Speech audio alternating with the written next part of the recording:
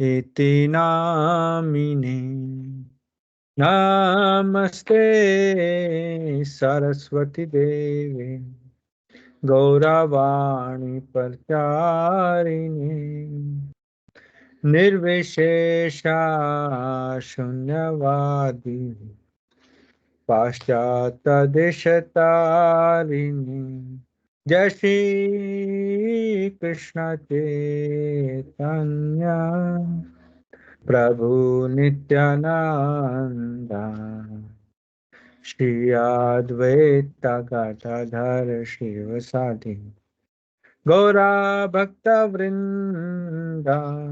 हरे कृष्णा कृष्णा कृष्णा हरे हरे, हरे राम राम राम हरे हरे, हरे कृष्णा कृष्णा कृष्णा हरे हरे, हरे राम राम राम हरे हरे, हरे कृष्णा कृष्णा कृष्णा हरे हरे, हरे राम राम राम हरे हरे। जयो राधा नील माधव श्री राधे। जय राधा कुंज बिहारी श्री राधे। जय राधा गिरधारी श्री राधे। जय राधा दामोदर श्री राधे। जय राधे राधे, जय श्री राधे। जय जगन्नाथ जय बलदेव जय सुभद्रा। जय प्रहलाद नृसिंह जय प्रहलाद नृसिंह जय प्रहलाद नृसिंह जय प्रहलाद। जय गौरा हरि बोल हरि बोल नित्य गौरा हरि बोल। जय जय प्रभुपाद प्रभुपाद प्रभुपाद जय जय प्रभुपाद जय जय गुरुदेव गुरुदेव महाविष्णु गोस्वामी गुरुदेव। जय। ओम विष्णुपाद परमहंस प्रिय व्रजचार्य स्तोत्र श्री श्रीमद् चरणारविंद भक्ति वेदांत स्वामी सद्गुरु श्रील प्रभुपाद की जय। ओम विष्णुपाद परमहंस प्रिय व्रजचार्य अष्टोत्र श्री श्रीमद् भक्ति वेदांत सरस्वती गोस्वामी महाराज ठाकुर श्रील प्रभुपाद की जय। प्रेम से कहो जय श्री कृष्ण चैतन्य प्रभु नित्यानंद श्री अद्वैत गदाधर शिवास आदि गौर भक्त वृंद की जय। षड गोस्वामी की जय। गुरु शिष्य परंपरा की जय। इस्कॉन फाउंडर आचार्य श्री भक्ति वेदांत स्वामी सद्गुरु श्रील प्रभुपाद की जय। शिला गुरुदेव महाश्री गोसाई महाराज की जय। नामाचार्य शिला हरिदास ठाकुर की टगोर प्रेमानंदे। हरि हरि बोल। हरे कृष्ण। जय। ओम नमो भगवते वासुदेवाय। ओम नमो भगवते वासुदेवाय। ओम नमो भगवते वासुदेवाय। ओम अज्ञानं तिमिरन्धस्य ज्ञानञ्जनशलाकया चक्षुर्मृतं येन तस्मै श्रीगुरवे नमः। श्रीचैतन्यमनोभीष्टं स्थापितं येन भूतले स्वयं रूपा कदा मह्यं ददाति स्वापदान्तिकम्। वन्देऽहं श्रीगुरो श्रीयुतापदकमलं श्रीगुरून् वैष्णवांश्च श्रीरूपं साग्रजातं सहगणा रघुनाथं वितं तं सजीवम् साद्वैतं सावधूतं परिजनसहितं कृष्णचैतन्यदेवं श्री राधा कृष्ण पदान् सगण ललिता श्री विशाखान्वितांश्च। हे कृष्णा करुणा सिंधु दीनबंधु जगतपते गोपेशा गोपिका कांता राधा कांता नमोस्तुते। तप्त कांचन गौरांगी राधे वृंदावनेश्वरी वृषभानुसुते देवी प्रणमामि हरिप्रिये। वाञ्छकल्पतरुभ्यश्च कृपा सिन्धुभैव च पतितानां पावनेभ्यो वैष्णवेभ्यो नमो नमः। नमो ॐ विष्णुपदाय कृष्णापष्टाय भूतले श्रीमते महाविष्णु गोस्वामिन्निति नामिने। नमो ॐ विष्णुपदाय कृष्णापष्टाय भूतले श्रीमते भक्तिवेदांत स्वामिन्निति नामिने। नमस्ते सारस्वती देवे गौरवाणी प्रचारिणे निर्विशेषा शून्यवादी पाश्चात्य देश तारणे। जय श्री कृष्ण चैतन्य प्रभु नित्यानंद श्री अद्वैता गदाधर श्रीवासादि गौर भक्त वृंद। हरे कृष्ण कृष्ण कृष्ण हरे हरे, हरे राम राम राम हरे हरे। हरे कृष्ण कृष्ण कृष्ण हरे हरे, हरे राम राम राम हरे हरे। हरे कृष्ण कृष्ण कृष्ण हरे हरे, हरे राम राम राम हरे हरे। नारायण नमस्कृत्य नरं चैव नरोत्तमं देवीं सरस्वतीं व्यासं ततो जयमुदीरयेत्। नष्टप्रायेषु भद्रेषु नित्यं भागवत सेवया भगवती उत्तम श्लोके भक्तिर्भवति नष्टकी। हरे कृष्णा कृष्ण कृष्ण हरे हरे, हरे राम राम राम हरे हरे। जय जगत गुरु शिला प्रभुपाद की जय, शिला गुरुदेव महाष्णु गोसाई महाराज की जय, Bhagavad Gita as it is की जय, श्रीमद् भागवतम पुराण की जय, नित्य गौर प्रेमानंदे हरि हरि बोल।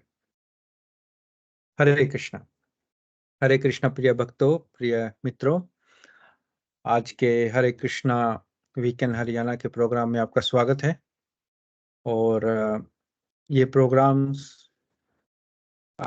हरे कृष्णा वीकेंड नामक संस्था जो है, न्यूजीलैंड की संस्था है, उनके द्वारा आयोजित किए जाते हैं।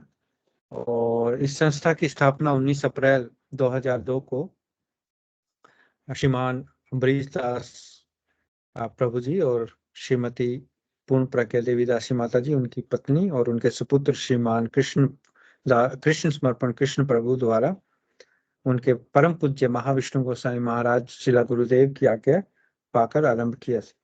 और उनके ही प्रशिक्षण में और शिक्षा के द्वारा मैं ये कार्यक्रम कर पा रहा हूँ। इसके लिए मैं उनका हृदय से बहुत बहुत आभार प्रकट करता हूँ। थैंक यू वेरी मच प्रभु जी। हरे कृष्णा। तो हरे कृष्णा, आशा करता हूँ कि आप सभी ठीक होंगे। तो हम ये जो पुस्तक है श्रील प्रभुपाद जी की आत्म साक्षात्कार का विज्ञान, इसका अध्ययन कर रहे हैं। तो हमने 3 अध्याय इसके पढ़ लिए हैं और चौथा अध्याय हम आरंभ करेंगे, जिसका नाम है पुनर्जन्म एवं उससे परे। तो आप लोगों ने पुनर्जन्म तो सुना होगा कि दोबारा हमारा जन्म होता है, और उससे परे क्या है। तो अच्छा, इससे पहले हम स्टार्ट आरंभ करें, सुभाष जी यहाँ पर हैं। हरे कृष्णा सुभाष जी, मेरी आवाज आ रही है? आप? हरे कृष्णा प्रभु। हरे कृष्णा, आपके पास ये पुस्तक है? जी प्रभु जी। तो आप अभी पढ़ सकते हैं जो मैं आपको पेज कहूँ उसको?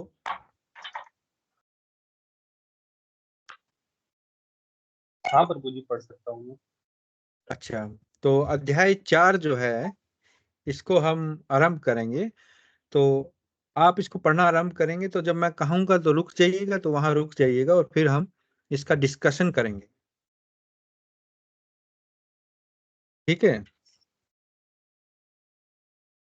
ये पेज नंबर 32 पर है। हाँ जी।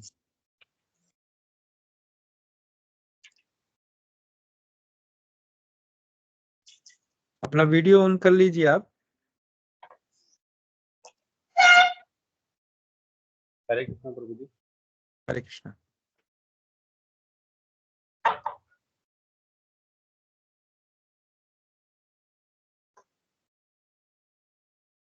या अगर हो सके तो वीडियो ऑन कर लीजिए, नहीं तो ये पेज नंबर 32 पर है। हाँ मिल गया प्रभु जी, वीडियो ऑन कर दिया। अच्छा अच्छा, बहुत बढ़िया। तो शुरू करिए आप पढ़ना, पुनर्जन्म एवं उससे परे।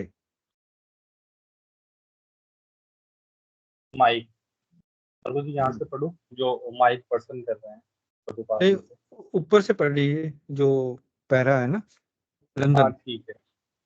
हाँ, लंदन ब्रॉडकास्टिंग कंपनी के पत्रकार है मिस्टर माइक रॉबिन्स आत्मा विज्ञान के संबंध में जिज्ञासा करते हैं। क्या हम यहाँ पहले भी थे और क्या हम पुनः लौटेंगे अथवा? प्रभुपाद जी प्राचीन वैदिक साहित्य से कुछ आश्चर्यजनक प्रश्न उत्तर हाँ जी, देते हैं। ठीक है। तो इससे हमें पता लगता है कि जो ये अध्याय है, इसमें जो लंदन ब्रॉडकास्टिंग कंपनी है, उसमें एक पत्रकार है मिस्टर माइक रॉबिन्सन। वो आत्मा के विज्ञान के संबंध में कुछ जिज्ञासा करते, मतलब कुछ पूछना चाहते हैं शिला प्रभुपाद जी से। तो उन्होंने कुछ सवाल जवाब किए हैं आत्मा के विज्ञान के बारे में। आत्मा क्या है, और इस मतलब कैसे पुनर्जन्म की बात इसमें आएगी। और शिला प्रभुपाद जी कुछ आश्चर्यजनक उत्तर देते हैं, मतलब जिससे सुनकर आश्चर्य होगा, अच्छा ऐसे भी होता है। तो आइए देखते हैं कि कौन से प्रश्न वो करते हैं और शिला प्रभुपाद जी क्या उत्तर देते हैं। पढ़िए प्रभु जी, माइक। माइक, क्या आप मुझे बता सकते हैं कि आप किसमें विश्वास करते हैं? हरे कृष्णा आंदोलन किस दर्शन का पालन करता है? शिला प्रभुपाद जी, हाँ, भगवान कृष्ण भावना अमृत किसी प्रकार के विश्वास पर आधारित नहीं है, वरना यह तो एक विज्ञान है और उस विज्ञान का प्रथम चरण तो यही ज्ञान प्राप्त करना है कि जीवित और मर्त देह में क्या अंतर है। वह अंतर क्या है?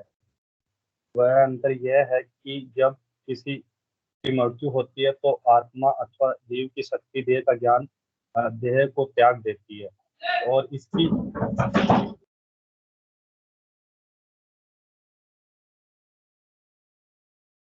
आपका माइक ऑफ हो गया है।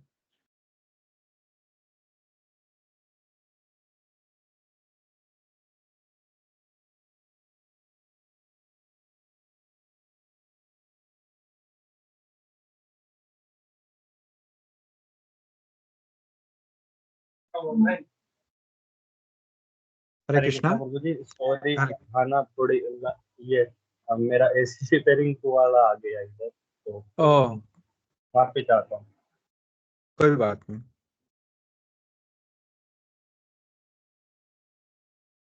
तो आप पढ़ सकेंगे। जीवित, हाँ मैं, हाँ वापस पढ़ रहा हूँ। ठीक। जीवित जीवित एवं मर्त देह में क्या अंतर है? वह अंतर क्या है? यह वह अंतर है कि जब किसी मृत्यु होती है तो आत्मा अथवा जीवन की शक्ति देह को त्याग देती है और इसीलिए शरीर मर्त कहलाता है। तो हम दो वस्तुएं हुई हैं, यह एक देह दूसरी देह के भीतर रहने वाली जीवन शक्ति और हम शरीर के भीतर विद्यमान जीवन शक्ति के विषय में चर्चा करते हैं। साधारण भौतिक विज्ञान और दिव्य कृष्ण भावना अमृत विज्ञान में यही अंतर है। अंत एवं आरंभ में एक साधारण व्यक्ति के द्वारा हमारे आंदोलन की सराहना करना अत्यंत कठिन है। सर्वप्रथम तो यह समझना आवश्यक है कि मैं एक आत्मा हूँ, अर्थात इस शरीर से अलग कोई दूसरी वस्तु, ठीक। माइक और नहीं, यहाँ रुकते हैं। तो यहाँ शिला प्रभुपाद जी से पूछा गया है माइक के द्वारा कि आप मुझे बताइए कि आप किस में विश्वास करते हैं और हरे कृष्ण आंदोलन क्या है। तो शिला प्रभुपाद जी यही बता रहे हैं कि कृष्ण भावनामृत किसी के विश्वास पर आधारित नहीं है, मतलब ये एक प्योर साइंस है ना। जैसे कई लोग साइंस में मानते हैं, वो कहते हैं हम विश्वास नहीं करते, हम विश्वास तो मूर्खों का आ, कार वो है, हथियार है। वो जल्दी से विश्वास कर लेते हैं, किसी भी चीज पर विश्वास कर लेते हैं। लेकिन हम तो साइंस को मानते हैं, है ना। साइंस, जब तक साइंस से प्रूव नहीं होगा तो हम मानेंगे नहीं। तो, तो ऐसा, मतलब विज्ञान का जो आजकल है ना, हर हर इंसान ये कहता है कि अच्छा साइंस के द्वारा ऐसे कहा गया तो वो सच होगा। तो वो ऐसा पहले नहीं था। पहले वेदों के वाक्य को पूर्ण माना जाता है। अभी भी हैं, लेकिन पहले ज्यादा मानते थे लोग, और उन पर कोई प्रश्न नहीं उठाता था। अगर जो बात वेदों में लिखी है, हमारे शास्त्रों में लिखी है, भगवत गीता में है, उन पर कोई प्रश्न नहीं उठाता था।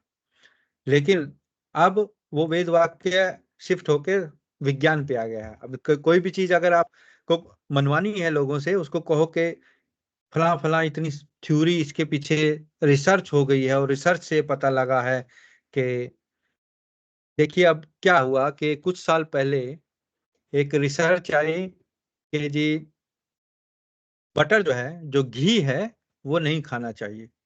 घी खाने से, फैट खाने से फैट बढ़ता है और आपको बहुत सारी बीमारियां लगती हैं। तो ये रिसर्च सारे में फैला दी गई, सारे डॉक्टरों के पास, सब ने कहा नहीं, घी बंद करो, घी बंद करो, फैट नहीं खाना, फैट नहीं खाना, फैट बहुत खतरनाक है आपके लिए।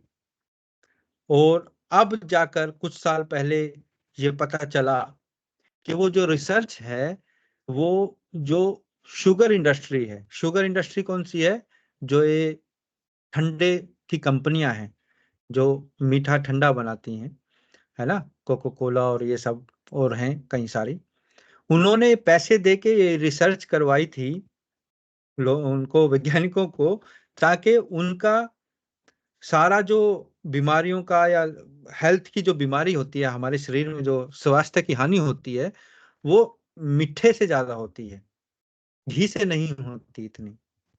तो उन्होंने सारी रिसर्च को बदल कर, पैसे देकर ये रिसर्च करवाई और ये आगे ले आई कि फैट में कमी है, मतलब घी में नुकसान है, और ये आप जितना मर्जी पियो। और जबकि आप पता चला कि जितना नुकसान मीठा हमारे शरीर को करता है, उतना ही नुकसान घी नहीं करता। तो ये विज्ञान, मैं वही कह रहा हूं ना कि विज्ञान में जो चीज आ जाती है, लोग उसको बिल्कुल 100% सही मानेंगे कि हाँ जी, बस बस यही सब कुछ है। और जबकि वो पूर्ण नहीं है। विज्ञान की थ्योरियां अपने आप में, जैसे जैसे नई नई रिसर्च होती जाती है, वो पुरानी थ्योरियों को वो समाप्त करते जाते हैं, उनको गलत ठहराते जाते हैं। तो इस प्रकार हम देखेंगे कि ये पूर्ण नहीं है। लेकिन यहाँ जो कृष्ण भावनामृत है, उसको विज्ञान इसलिए कहा गया है कि ये परफेक्ट विज्ञान है, पूर्ण विज्ञान है, अधूरा विज्ञान नहीं है कि जिस पे रिसर्च करनी पड़ेगी और फिर देखेंगे, ऐसा नहीं। ये बिल्कुल भगवान से आया हुआ विज्ञान है, क्योंकि भगवान स्वयं भगवत गीता में इसको बता रहे हैं। तो एक तो ये अंतर है।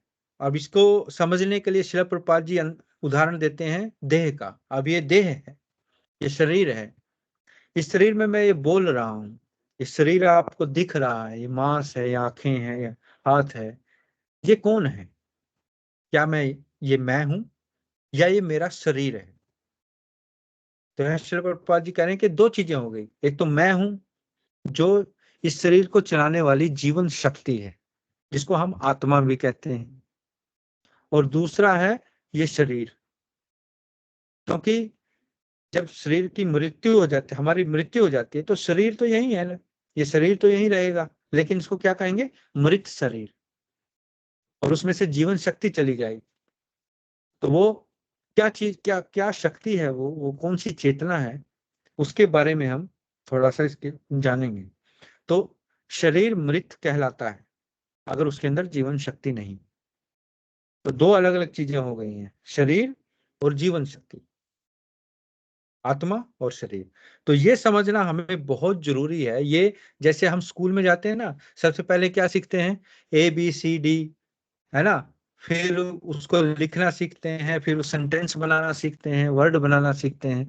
इसी प्रकार आध्यात्मिकता की जो ABCD है, सबसे पहले ABCD क्या है? कि हम ये शरीर नहीं है, हम आत्मा है। इस चीज को समझना सबसे पहले ABCD है। तो यही बताने के लिए श्रील प्रभुपाद जी इसका उदाहरण देते हैं, शरीर में मृत शरीर और जीवित शरीर। तो first thing we need to learn, पहली चीज हमें सीखनी है, जाननी है कि we are not this body, we are spirit soul. कि हम ये शरीर नहीं है, हम आत्मा है। जो हमारे शरीर के अंदर ये जीवन शक्ति चल रही है, चेतना है, ये हम हैं। ये भौतिक शरीर हम नहीं है, क्योंकि ये शरीर तो यही, जब मृत्यु होती है यही रह जाता। तो यहाँ कहने का मतलब, समझाने का मतलब ये है श्रील प्रभुपाद जी का। तो आगे पढ़ते हैं। तो माइक क्या कहता है आगे?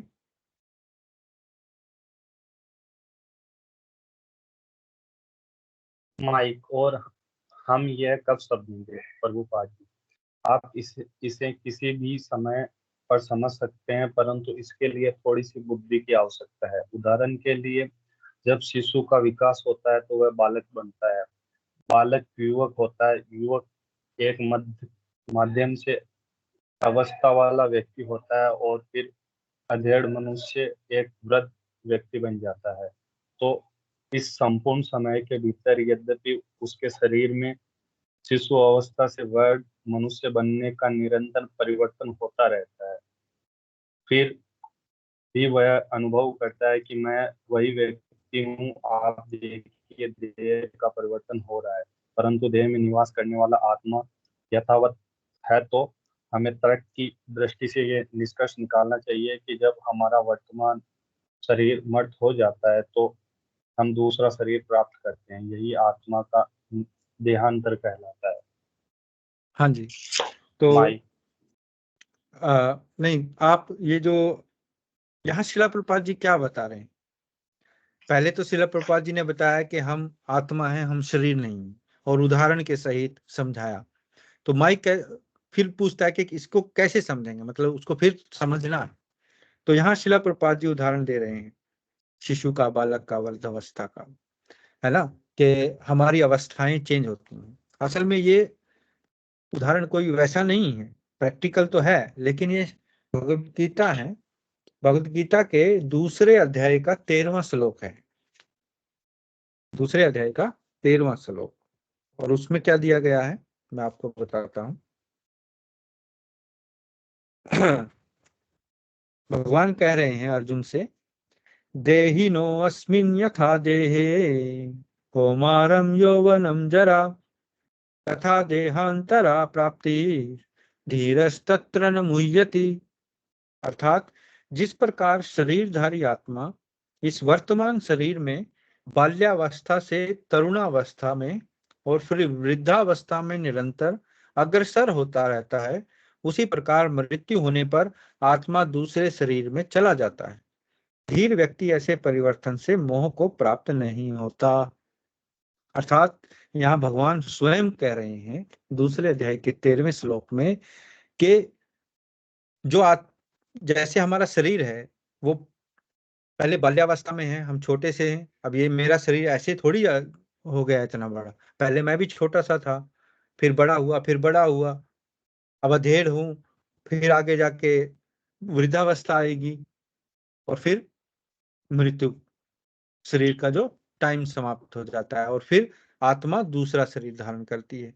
मतलब ये परिवर्तन जो है वो निरंतर चलता रहता है। लेकिन जो धीर व्यक्ति है, धीर किसको कहते हैं? है ना, एक अंग्रेजी में शब्द है ना, सोबर। आपने सुना होगा, जो लोग ड्रिंक करते हैं, दारू पीते हैं, है ना, वो कहेंगे ये तो भाई सोबर है, मतलब वो दारू नहीं पीता। तो ऐसे जो धीर व्यक्ति है, धीर को का जब अंग्रेजी में अनुवाद हुआ तो उसको सोबर कहा गया। मतलब सोबर क्या? अब कितने ही इंटॉक्सिकेशन है, मतलब नशे हैं इस संसार में, खाली दारू का नशा नहीं है ना, पैसे का नशा है, जॉब का नशा है, पावर का नशा है, कितने ही नशे हैं। और जो व्यक्ति इन नशों से विचलित नहीं, इन नशों से परे है, वही धीर है ना, वही सोबर है। तो ऐसा व्यक्ति जो है, वो जो चेंजेस होते हैं ना, हमारे परिवर्तन होते हैं हमारे शरीर में, फिर आत्मा, फिर मृत्यु के समय, तो इससे वो विचलित नहीं होता। भगवान यहाँ कह रहे हैं अर्जुन को कि धीरस तत्र न मुह्यति, मतलब धीर व्यक्ति इस परिवर्तन से मोहित नहीं होता। तो ऐसे जो देहांतर, मतलब देह का निरंतर परिवर्तन हो रहा है, निरंतर हम बूढ़े होते चले जा रहे हैं, सफेद बाल आ रहे हैं, झुर्रियां डल रही हैं, है ना, निरंतर हम बूढ़े, दिन एक एक दिन रोज घट रहा है। तो उसको हमें समझने की आवश्यकता है। इससे ये नहीं है कि जी हाय हम एकदम डर जाएं और वो हो जाएं कि क्या होगा, नहीं। इसको समझने की इसलिए आवश्यकता है ताकि हम सही जो कृष्ण भावनामृत का मार्ग है उसका पालन हम करें। और ये ही यहाँ शिला प्रभुपाद जी बता रहे हैं कि देह का निरंतर बदलना एक नेचुरल, एक स्वाभाविक घटना है जो मृत्यु पर भी होती है। क्योंकि जब इस देह की अवधि पूरी हो जाती है, एक्सपायरी डेट होती है ना, कि दवाइयां लेते हैं हम, दवाइयों के पीछे लिखा होता है एक्सपायरी डेट। ऐसे ही हमारे शरीर की भी एक्सपायरी डेट है। क्योंकि जब जन्म होता है शरीर का, उसी टाइम उसकी एक्सपायरी डेट भी होती है। भी ये 80 साल की एक्सपायरी है, 60 साल की एक्सपायरी है, या 90 साल की है ना। तो ऐसे जब वो एक्सपायरी डेट आ जाती है तो फिर आत्मा दूसरे शरीर में जाती है। वो कैसे जाती है ये भी भगवत गीता में है। बाकी हम वो आगे जब हम पढ़ेंगे तो पता लगेगा। तो आगे पढ़िए प्रभु जी। माइक तो माइक बोल रहा है प्रभु जी। तो हम्म। इसका यह है अर्थ हुआ कि जब मृत्यु होती है तो केवल भौतिक शरीर ही मरता है प्रभुपाद जी। हाँ, हम्म। श्रीमद् भागवत गीता में श्लोक नंबर बताए हैं इस में दूसरे इस दूसरे विषय ये श्लोक है दूसरे अध्याय का 20वां श्लोक। प्रभु जी हम्म। दूसरे अध्याय के 20वें श्लोक में इस विषय के विस्तार से व्याख्या की गई है। न जायते मृत्य व कादिचिन न कदाचिन। हनन्ते, ये कदाचिन न, हम्म। ये संस्कृत का श्लोक पर बुद्धि तो थोड़े हाँ, न न हन्यते। न हनन्ते न हन्मान्य शरीर। वेरी गुड, बहुत अच्छा। ऐसे कोशिश करेंगे तो बहुत, मेरे को भी ऐसे ही पहले होता था, लेकिन जब हम पढ़ने लग जाते हैं तो इजीली से आ जाती है। हम्म। माइक, क्या आप प्राय शास्त्रों के उद्धरण से दिया करते हैं प्रभुपाद जी? हाँ, हम शास्त्रों के अनेक अनेक उदाहरण देते हैं और कृष्ण भावना एक गंभीर शिक्षा है, कोई साधारण धर्म नहीं है। एक भक्त और शिष्य से श्रीमद् भागवत गीता का यह श्लोक तो ढूंढो बात। प्रभु जी ये श्लोक है, न जायते हाँ, मृंते न कदाचि नहीं, देखो देखो देखो, न्याय इसका इसका इसका एक मीटर होता है ना। जो हमने एक बार श्लोक पढ़े थे ना, इसका मीटर कभी भी इसका थोड़ा मीटर अलग है, लेकिन नॉर्मल मीटर तो वो होता है हरे कृष्णा कृष्ण कृष्णा हरे हरे, हरे राम राम राम हरे हरे। लेकिन इस यहाँ शब्द ज्यादा हैं संस्कृत के श्लोक के, तो इसका मीटर अलग है, थोड़ा सा अलग है। तो इसको मैं गा कर बताता हूँ। न जायते म्रियते वा कदाचिन, नायं भूत्वा भविता व न भूयः, अजो नित्यः शाश्वतोऽयं पुराणो, न हन्यते हन्यमाने शरीरे। ये दूसरे अध्याय का 20वां श्लोक है। पढ़िए प्रभु जी इसका अनुवाद। अनुवाद करूं। आत्मा के लिए न तो जन्म है न ही मृत्यु है। एक बार होकर वह कभी नष्ट नहीं होता। वह अजन्म, नित्य, शाश्वत, सनातन और तथा पुरातन है। देह का वध होने पर भी उसका वध नहीं होता। माइक, हाँ, उस श्लोक को नहीं, पढ़ाने रुकिए रुकिए रुकिए यहाँ। तो इस श्लोक में यही बताया गया है, न जायते म्रियते वा कदाचिन, नायम भूत्वा भविता न भूया। मतलब आत्मा के लिए ना तो जन्म है, जायते, म्रियते ना मृत्यु है, और नायम भूत्वा भविता व न भूया। मतलब एक बार होकर आत्मा जब है तो वह कभी नष्ट नहीं होती। वह अजन्मा है, अजो, अजो का मतलब जिसका जन्म नहीं होता, नित्य मतलब सदा। वह अजन्मा है, नित्य है, शाश्वत है, शाश्वतो अयम पुरानो। पुरानो मतलब है ना, पुराना, बहुत पुराना है। तो पुरानो का मतलब पुरातन, तो पुरातन है। और न हन्यते हन्य माने शरीर, मतलब जब देह का वध होता है तो उसका वध नहीं होता। तो ये स्वयं भगवान श्री कृष्ण कह रहे हैं भगवत गीता में दूसरे अध्याय के 20वें श्लोक में। तो मतलब हाँ, आत्मा का जो शरीर बदलना है वो दूसरे अध्याय के जो शुरुआत के श्लोक हैं उसमें भगवान बार बार ये स्थापित कर रहे हैं कि हम ये शरीर नहीं है, हम आत्मा हैं। हे अर्जुन, अर्जुन को बार बार ये स्थापित कर रहे हैं, वो बता रहे हैं कि आत्मा और शरीर में भेद है, और शरीर नष्ट होता है, आत्मा नष्ट नहीं होती। आत्मा बदलती रहती है अपने शरीर। और उसी की श्रृंखला में ये श्लोक है जो भगवान कृष्ण कह रहे हैं।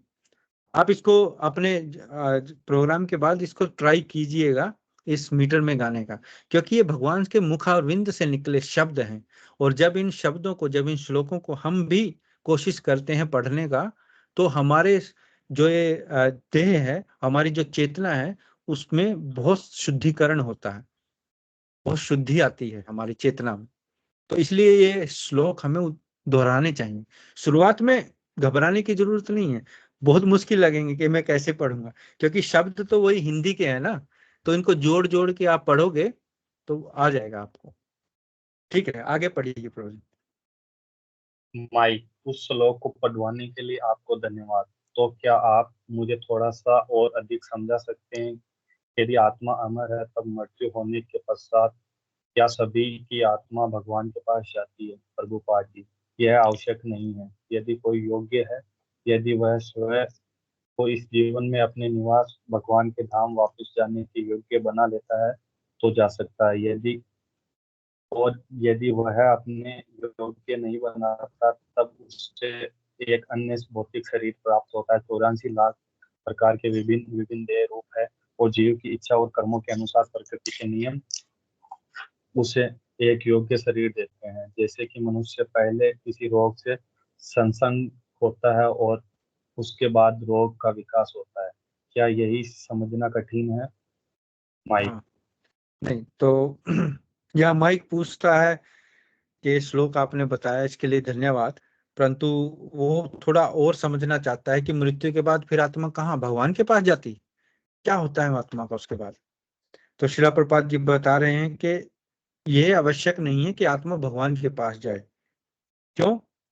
क्योंकि हालांकि हमारा नित्य धाम भगवान का धाम है, हम सभी आत्माओं का जो असली घर है वो तो भगवान का धाम है, लेकिन फिर भी क्योंकि आत्माएं यहाँ इस संसार में कितने कितने जन्मों से 84 लाख योनियां बताई हैं। श्रीला प्रपात जी यहाँ बता रहे हैं 84 लाख योनियों में भटक रही हैं।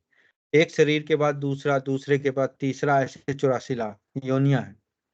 और मनुष्य जो योनि है, ये सिर्फ एक ऐसी यही योनि है जिसमें हम भगवान का साक्षात्कार कर सकते हैं, भगवान के धाम में जा सकते हैं, हम योग्य बन सकते हैं, अपने आप को योग्य बना। अब योग्य का क्या मतलब है? अब जैसे मैं हूं, अब मैं डॉक्टर बनना चाहता हूं, तो मुझे उसके लिए कोर्स करना पड़ेगा, है ना? तो वो कोर्स क्या है? वो कोर्स मेरी योग्यता है। कोई पूछेगा तुम्हारी योग्यता क्या है, तो मैं कहूंगा ये मैं MBBS डॉक्टर हूँ, ये मेरी डिग्री है ना? तो ऐसे ही हमें योग्य बनना पड़ेगा भगवान के धाम में जाने का। क्यों? क्योंकि हम कितने सालों से, कितने ही जन्मों से इस संसार में भटक रहे हैं, तो हमारी चेतना बहुत दूषित हो चुकी है, कंटेमिनेटेड हो गई, है ना? और उस दूषित चेतना से के द्वारा हम दोबारा दोबारा वही इच्छाएं करते हैं, भौतिक इच्छाएं, जिससे हमें अलग अलग शरीर प्राप्त होते हैं। तो यहाँ शिला प्रपात जी यही बता रहे हैं कि अगर हम योग्य बनाएंगे अपने आप को, तो हम भगवान के धाम में जाने योग्य हो जाएंगे। लेकिन जैसे शिला प्रपात जी फिर उदाहरण देते हैं कि जैसे रोग के संपर्क में अगर हम आ जाते हैं, मैं हूं स्वस्थ हूं, अभी अभी कोई मुझे, जैसे कोरोना फैला था या कोई फ्लू हो गया, कुछ भी हो गया, और मैं किसी के संपर्क में आ जाता हूं, तो मुझे वो हो जाएगा। और मुझे भी जब वो फ्लू हो जाएगा तो फिर वो 3-4 दिन बुखार रहेगा, खांसी जुकाम, वो बढ़ता चला जाएगा, है ना? और फिर मैं कोई दवाई लूंगा या कोई परहेज करूंगा, तब मैं जाकर वो ठीक हूंगा। इसी प्रकार जब हम आत्माएं वहां से भगवान के धाम से यहाँ आ गए हैं जिद करके भगवान को, तो फिर यहाँ वो एक रोग की तरह है, फिर वो रोग बढ़ता चला जाता है ना।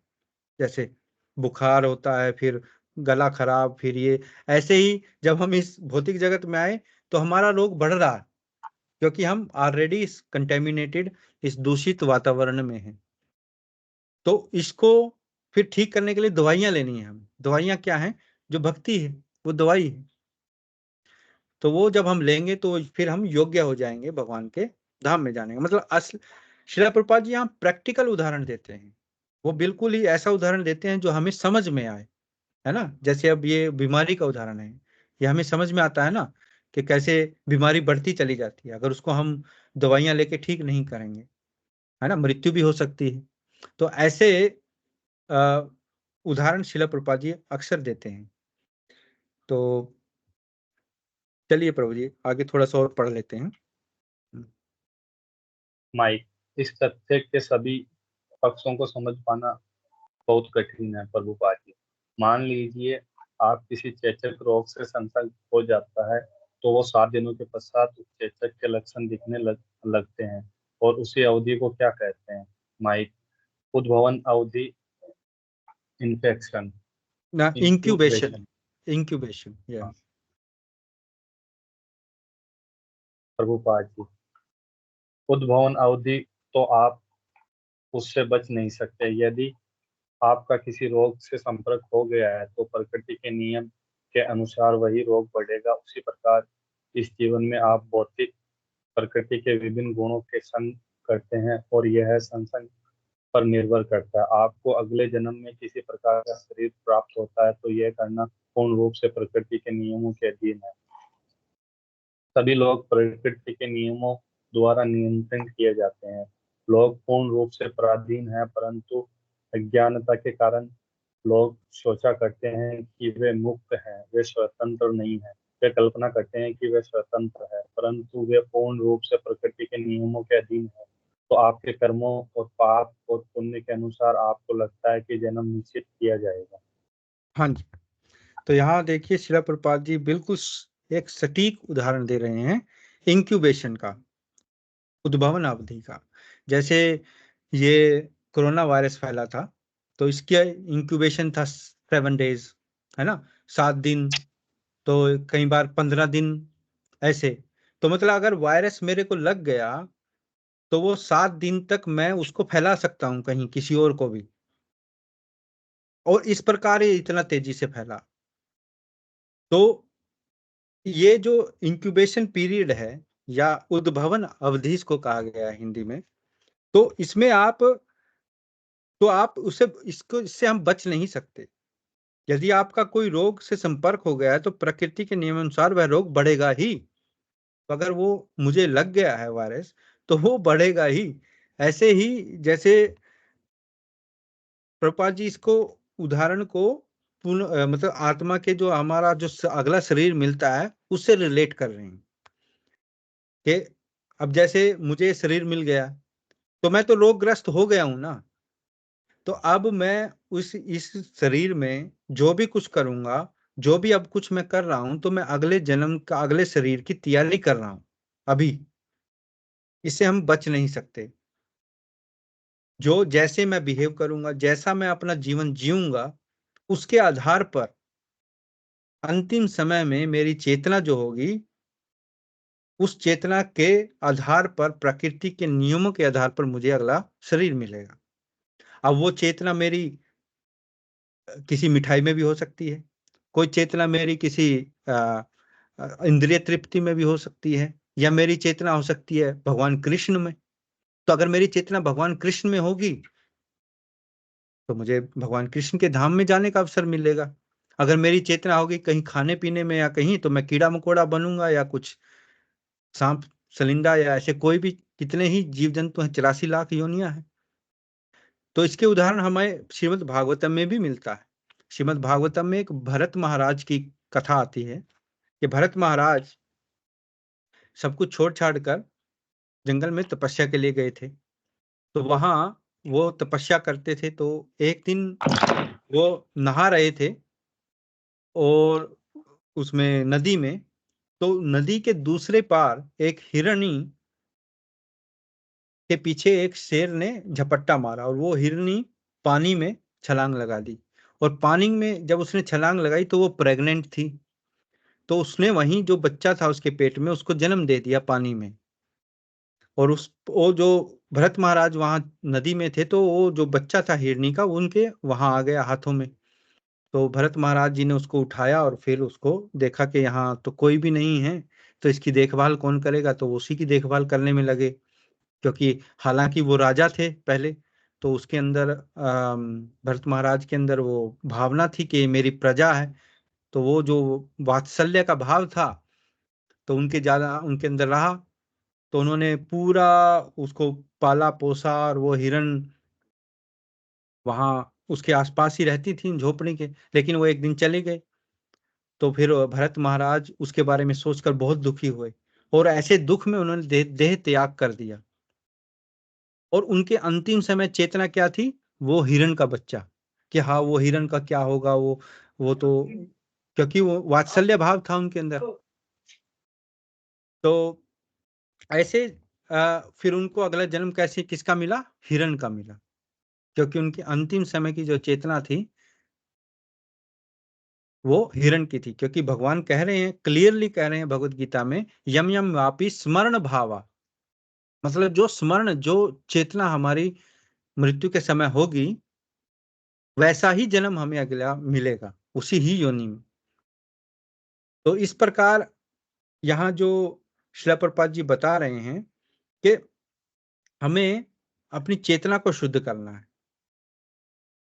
जितना हम भगवान की ओर हम चेतना लाएंगे, कृष्ण भावना अमृत, हमारी भावना जो कृष्ण में होती जाएगी, तो अंत समय में ऑटोमेटिकली भगवान हमें हमारी सहायता करेंगे भगवान को स्मरण करने के लिए। तो यहाँ जो अगले जन्म का जो विज्ञान है वो श्रील प्रभुपाद जी बता रहे हैं कि आपके कर्म चाहे पाप हो या पुण्य, उसके अनुसार आपको अगला जन्म निश्चित किया जाएगा, वो प्रकृति के नियमों के अनुसार।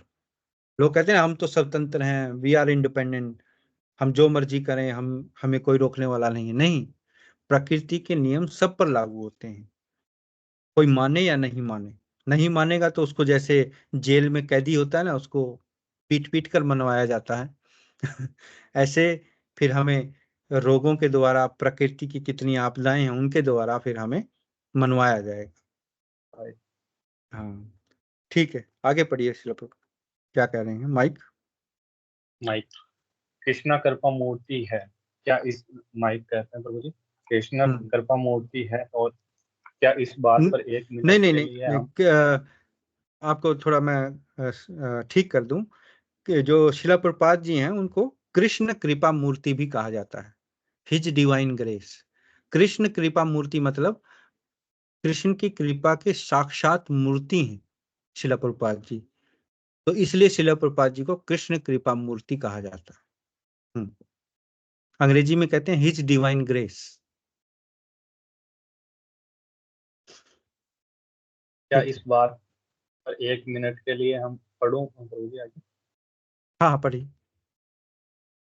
क्या इस बात पर एक मिनट के लिए हम पुनः विचार कर सकते हैं? आपने कहा कि कोई भी स्वाधीन नहीं है, क्या आप यह कह रहे हैं कि हम इस सदाचारी जीवन व्यतीत करें तो किसी प्रकार से हम अपने लिए उत्तम भविष्य का निर्माण करेंगे? प्रभुपा जी, हाँ। माइक, माइक, जो वस्तुएं हमारे विश्वास के अनुसार महत्वपूर्ण और उसका चुनाव करने के लिए हम स्वतंत्र हैं। धर्म महत्वपूर्ण है क्योंकि यदि हम भगवान में विश्वास करें तो सदाचरण का जीवन व्यतीत करें। हम्म। प्रभुपा जी, यह विश्वास का प्रश्न नहीं है, इस विषय में वस्तु के विश्वास का प्रश्न बीच में मत लाइए। यह तो नियम है, उदाहरण के लिए शासन का अस्तित्व है और आप उसमें विश्वास करें या नहीं करें। यदि आप कानून को भंग करते हैं तो शासन के द्वारा आपको दंड दिया जाएगा। उसी प्रकार आप विश्वास करें या न करें, किंतु भगवान विद्यमान है। यदि आप भगवान में विश्वास करते हैं नहीं करते हैं, स्वे स्वेच्छापूर्ण मनमानी करते हैं, तो प्रकृति के नियमों द्वारा आपको दंड मिलेगा। हाँ, तो यहाँ माइक जो है वो पूछ रहे हैं शिला प्रभुपाद जी को कि शिला प्रभुपाद जी बता रहे हैं कि हम अपने आप को इंडिपेंडेंट स्वाधीन सोचते हैं कि मैं मन में आएगा करूंगा, क्योंकि हम तो स्वतंत्र देश के स्वतंत्र नागरिक हैं, है ना। लेकिन यहाँ शिला प्रभुपाद जी कह रहे हैं कि हम प्रकृति के नियमों के अधीन हैं। तो इसके बारे में शिला प्रभुपाद जी से और पूछना चाहते हैं माइक। और शिला प्रभुपाद जी आगे इसका एक उदाहरण देते हैं कि जैसे अब मैं यहाँ ऑस्ट्रेलिया में रहता हूँ, तो मैं यहाँ कहूँ कि यहाँ एक कानून है कि आप सड़क पर जब जा रहे होंगे तो वहाँ जो जेब्रा क्रॉसिंग है वहां से लोग अगर जा रहे होंगे तो आपको गाड़ी वहां रोकनी पड़ेगी, पहले उनको जाने देना है तब आप जाएंगे। तो ये कानून है। और अगर मैं कहूँ नहीं नहीं, मेरा विश्वास है कि पहले गाड़ी को जाना चाहिए, क्योंकि लोग तो पैदल चल ही रहे हैं, वो तो अपने आप बच बुच के निकल जाएंगे, गाड़ी को पहले चलना चाहिए, मेरा ये विश्वास है। और मैं अपने विश्वास के आधार पर गाड़ी यहाँ चलाऊंगा तो मुझे तो पुलिस पकड़ लेगी आगे, क्योंकि मैंने कानून तोड़ दिया। तो मैं ये कतई इस पर कोई चीज आधारित नहीं होती कि विश्वास क्या है। यहाँ शिला प्रभुपाद जी कहते हैं कि विश्वास की बात नहीं है, ये कानून की बात है, ये नियम की बात है। तो प्रकृति के नियम जो हैं, कर्म के जो सिद्धांत हैं, वो कोई विश्वास की बात नहीं है कि मेरा विश्वास है कि मैं कितने भी बुरे कर्म करूं, गले काटूं, है ना, और लोगों से धोखाधड़ी करूं और फिर भी मेरा विश्वास है मैं तो स्वर्ग में चला जाऊंगा। ऐसा नहीं है। जो कर्म का सिद्धांत है और जो प्रकृति का नियम है वो इतने कड़े हैं, उससे कोई बच नहीं पाया। तो यहाँ शिला प्रभुपाद जी यही बता रहे हैं कि आप स्वेच्छा से एक अपनी मनमानी करने की कोशिश तो कर सकते हैं, लेकिन वो मनमानी का आपको खामियाजा भुगतना पड़ेगा अगले जन्म में। नहीं तो इस जन्म में, नहीं तो अगले जन्म में, कई बार तो इसी जन्म में मिल जाता है। तो ऐसे जो कर्म के सिद्धांत हैं उनसे पार पाना बहुत मुश्किल है। उसका सिर्फ एक ही सॉल्यूशन है, एक ही समाधान है, कृष्ण भावनामृत, यानी भक्ति, भगवान की शुद्ध भक्ति, भगवान की बिल्कुल शुद्ध भक्ति। तो मुझे लगता है कि आज हम यहीं रुकेंगे, क्योंकि काफी इसमें जो प्रश्नों के उत्तर शिला प्रभुपाद जी ने दिए हैं तो उसमें प्रभु जी आपने पढ़े हैं। तो आपको कौन सा इसमें से कोई एक पॉइंट आपको अच्छा लगा, या शुरू से आपने पढ़ा है अभी तक, तो कोई आपको कोई प्रश्न है या कोई आपको पॉइंट अच्छा लगा तो आप हमारे साथ शेयर कर सकते हैं। प्रभु जी, सबसे अच्छा पॉइंट वही लगा कि हम आत्मा है, शरीर नहीं। तो हम सभी हम यही सोच लेते हैं कि हमारा जो है वो शरीर ही है। हम तो हाँ, ये 84 लाख सबसे प्रकार के विभिन्न देह हैं, वो हमारे को सोच के हमारे को अपने पुण्य कर्म करने कृष्ण भावना में लगता है। अच्छा पॉइंट लगा। हाँ, ये ABCD है, आध्यात्मिकता की शुरुआत है ये। सबसे पहले यही जाना जाता है कि हम ये शरीर नहीं है, हम आत्माएं हैं। जब तक व्यक्ति यही नहीं समझेगा उसकी आध्यात्मिकता की यात्रा शुरू नहीं होगी, वो आध्यात्मिकता में आगे बढ़ ही नहीं पाएगा, क्योंकि वो तो फिर इस शरीर के लेवल पर है ना, और शरीर तो नश्वर है। जैसे शिला प्रभुपाद जी ने यहाँ भगवत गीता के उदाहरणों से समझाया हमें, है ना। तो हमें इस शारीरिक स्तर से उठकर आत्मिक स्तर पर जाना होगा, ये समझना होगा कि हम आत्मा है, हम ये शरीर नहीं। तब जाकर हमारी आगे की आध्यात्मिकता की यात्रा आरंभ होगी और हम आगे जो पॉइंट्स हैं उनको समझ पाएंगे। जो इतने लोगों के प्रश्न होते हैं, लोग अलग अलग दुखों में घिरे होते हैं, वो कहते हैं ऐसा हमारे साथ क्यों हो रहा है, ऐसा इसलिए क्यों हो रहा है, इसलिए क्यों हो रहा है, ऐसा क्यों है, वैसा क्यों है। उन सभी के ज्यादातर प्रश्नों के उत्तर इसी से हल हो जाते हैं जब हमें ये रियलाइज होता है। ये साक्षात्कार होना जरूरी है, खाली सुन के नहीं, एक कान से सुन के दूसरे कान से निकालना कि हम आत्मा हैं, हम शरीर नहीं है। हम तो ये बचपन से सुनते आ रहे हैं सत्संगों में, कितने सत्संग होते हैं, हम तो सुनते आ रहे हैं कि हम तो जी आत्माएं हैं, हम शरीर नहीं हैं, हम आत्माएं हैं, हम सब आत्माएं हैं, हम सब एक हैं। लेकिन कुछ फर्क तो पड़ना नहीं है जीवन में, कुछ बदलाव तो हो नहीं रहा। तो इसका क्या मतलब है? इसका मतलब है वो यहाँ से निकल के इधर से जा रहा है। तो इसको रुक कर, थोड़ा समझ कर, इसको बैठ कर इस पर मनन करना अति आवश्यक है। इसका मतलब क्या है कि हम आत्मा हैं, हम शरीर नहीं है, इसका असल में क्या मतलब है ना? तो ठीक है, चलो, अच्छा लगा आपने ये पॉइंट उठाया। हरे Krishna.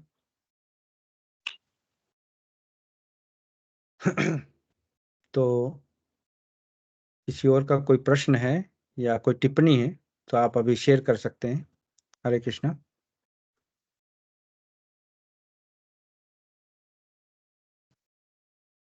Hare Krishna Prabhu ji, thank you so Hare much for class Prabhu ji. कैसे श्रील प्रभुपाद जी ने इस अध्याय में बताया कि हमें, मुझे सबसे अच्छा लगा कि हमें अपने आप को योग्य बनाना होगा। हम इस समय भी हम अयोग्य हैं, मतलब हमें लगता है कि हम चाहे प्रोसेस को फॉलो भी कर रहे हैं, हम सब कुछ करना चाहते हैं, बट अंदर जैसे आपने बताया कि जन्मों जन्मों का इतना कंटेमिनेशन हमारे अंदर हो चुकी है, जिसको योग्य बनाने के लिए हमें बहुत समय देना पड़ेगा और लगातार उस प्रोसेस को जारी रखना पड़ेगा डिवोशनल सर्विस में। बस इतना ही। हरे कृष्ण। हाँ, तो इसमें आपका थोड़ा माइक ठीक नहीं है, लेकिन मैं कह रहा हूँ कि योग्य योग्यता की आपने बात उठाई। तो अगर हम ये सोचें कि हाँ जी मैं तो योग्य हूँ, मुझे तो भगवान के धाम में जाना चाहिए, मैंने तो 10 साल 20 15 साल हो गए हैं भक्ति करते हुए, अब तो मैं तो योग्य हो गया हूँ, मेरे पास तो क्वालिफिकेशन आ गई है, तो मुझे जाना चाहिए। तो क्या ये योग्यता है?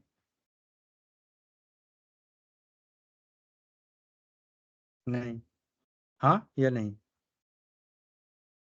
नहीं, ये जैसे प्रभु जी बताते हैं हमारे जो है कि हमें कभी भी ऐसे नहीं सोचना चाहिए कि हम तो संपूर्ण भक्त बन गए।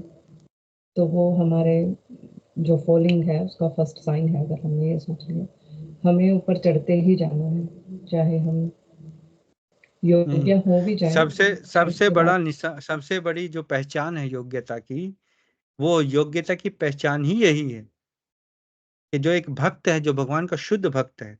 शिला प्रभुपाद जी कितने शुद्ध भक्त थे, फिर भी। और जो पुराने आचार्य हैं, नरोत्तम दास ठाकुर, उनके आप भक्ति के जो इतने भजन हैं उनको पढ़ेंगे, वो कितना उसमें कह रहे हैं कि मैं तो कितना नीचे गिरा हुआ हूं, मैं कितना अयोग्य हूं। और जबकि उनसे ज्यादा योग्य कौन होगा? शिला प्रभुपाद जी से ज्यादा योग्य कौन होगा? तो उन जो जो योग्य भक्त हैं, जो शुद्ध भक्त हैं भगवान के और जो योग्य हैं, उनके अंदर की भावना हमेशा यही होती है कि मैं तो कितना ही पतित हूं, मैं कितना ही नीचे गिरा हुआ हूं, कितने मेरे अंदर अनर्थ हैं कि मैं भगवान की अच्छे से सेवा नहीं कर पा रहा हूं, मैं भगवान की अच्छे से भगवान का नाम नहीं ले पा रहा हूं। तो लेकिन इसको हमें ढाल भी नहीं बनाना चाहिए, इसको हमें बहाना नहीं बनाना चाहिए। ये थोड़ा सा प्रैक्टिस करने पे आता है। ये नहीं कि हर टाइम हाँ प्रभु जी हमारे अंदर तो इतने अनर्थ भरे हुए हैं, हमसे कहाँ भक्ति होगी, हमसे कहाँ नाम जप होगा, हम तो कर ही नहीं सकते हैं, हमारे अंदर तो इतनी बुरी भावनाएं बैठी हुई हैं, इतने हृदय में अनर्थ हुए हैं, तो हम तो कर ही नहीं सकते प्रभु जी, हमारे बस का नहीं है। जब भगवान को इच्छा होगी अपने आप करवा लेगा। तो ऐसे ये तो सरासर अयोग्यता है। ये तो बहाना है। तो इस उस इन बहानों को हमें छोड़ना चाहिए और जेन्युइनली, मतलब वास्तविकता से, ईमानदारी से हमें प्रयत्न करना चाहिए भगवान की भक्ति का। उस ईमानदार प्रयत्न को भगवान देखते हैं, उस ईमानदार प्रयत्न से भगवान खुश होते हैं। जब भी कोई भी विपरीत स्थिति हो, हमारे ऊपर संकट हो, कोई बीमारी हो, कुछ भी हो, वो हमें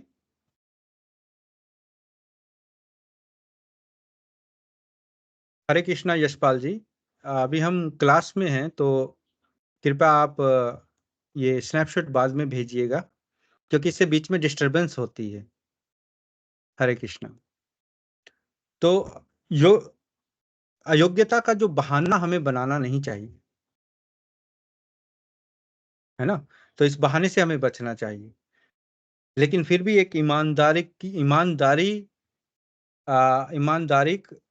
प्रयत्न जो है, ओनेस्ट, क्या कहते हैं उसको, एक कोशिश, वो हमें जरूर करनी चाहिए भगवान की भक्ति की, और वही हमें योग्य बनाए। बहुत अच्छा, आपने भी एक अच्छा पॉइंट इसमें से चुना, योग्यता। और सुभाष जी ने ये पॉइंट आउट किया कि हम आत्माएं हैं, हम शरीर नहीं है, इसको कैसे हम करें। अच्छे पॉइंट, अच्छे हैं। और भी हैं इसमें पॉइंट्स, तो मैं दूसरे भक्तगणों से पूछना चाहूंगा कि हरे कृष्णा, संदीप जी हैं वहां पर? हरे कृष्णा प्रभु जी। हरे कृष्णा संदीप जी, आपने क्लास सुनी आज? हाँ जी प्रभु जी, थोड़ा सा आज मैं वो था, बिजी था, तभी करके मैं ऑनलाइन प्रॉपर नहीं हो पा रहा था। अच्छा। तो इस वजह से मैंने क्लास तो सुनी, थोड़ा मैं थोड़ा सा अच्छा, काम में भी वो कर रहा था, तो मैंने हेडफोन लगाए हुए ठीक थे। ठीक है, ठीक है। तो कोई आपको कोई ऐसा कोई पॉइंट आया समझ में, या आप बात दोबारा सुनेंगे? मैं दोबारा, बल्कि मैं अभी बोल रहा था भी दोबारा सुनूंगा मैं यूट्यूब पे, जब आप इसको क्लास को उस पे डालेंगे तो मैं दोबारा इसको फिर सुनूंगा आराम से बैठ के, ताकि मैं ठीक। इसकी तरह अच्छी तरह सुन सकूं भैया, अगली बार जब मैं आऊंगा तो इसके बारे में कुछ क्वेश्चनिंग कर सकूं। हाँ, नहीं कोई बात नहीं, आप जरूर सुनिएगा। वो बहुत अच्छे पॉइंट हैं शिला प्रभुपाद जी ने इसमें हाँ जी, बताए, हाँ जो जी, हमें हाँ जी, हमें जिनके बारे में सोचना चाहिए, हाँ जी। है ना। ठीक है। ठीक है। हरे हरे कृष्ण। कृष्ण, हरे कृष्ण। हरे कृष्ण।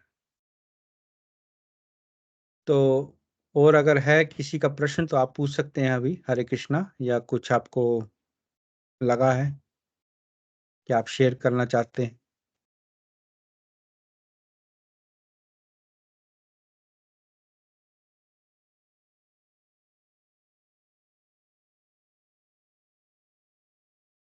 ठीक है, अगर नहीं है तो हम इसका समापन करेंगे।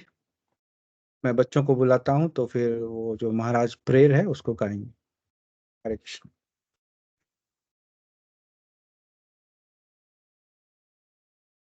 ये माधव, हरे कृष्णा बोलो। Hare Krishna. Okay, are you ready? Yes. Okay, start. Maharaj, please hear us. Maharaj, please hear us. We have learned some real good stuff. We have learned some real good stuff. Maharaj, we have learned one thing. Maharaj, we have learnt one thing. And today for you we will sing. And today for you we will sing. If our room is clean, If our room is clean, then our mind is clean. then our mind is clean. If our mind is clean, If our mind is clean, we can do anything. we can do anything. If our room is dirty, If our room is dirty, then so are we. then so are we. And if we are dirty, And if we are dirty, we're not happy. we're not happy. Wasting time Wasting time is the greatest crime. is the greatest crime. Because wasted time Because wasted time means a wasted mind. means a wasted mind. So best is your time So best use your time when you're in your prime. when you are in your prime. And your whole life And your whole life will be sublime. will be sublime. If your wealth is gone, If your wealth is gone, then there's nothing wrong. then there is is nothing wrong. If your health is gone, If your health is gone, that's a different song. that's a different song. If your character dies, If your character dies, then the world will cry. then the world will cry. Only saintly behavior, Only saintly behavior lets humanity thrive. lets humanity thrive. Hare Krishna, Krishna Krishna, Hare Hare, Hare Rama, Rama Rama, Hare Hare. Hare Krishna, Krishna Krishna, Hare Hare, Hare Rama,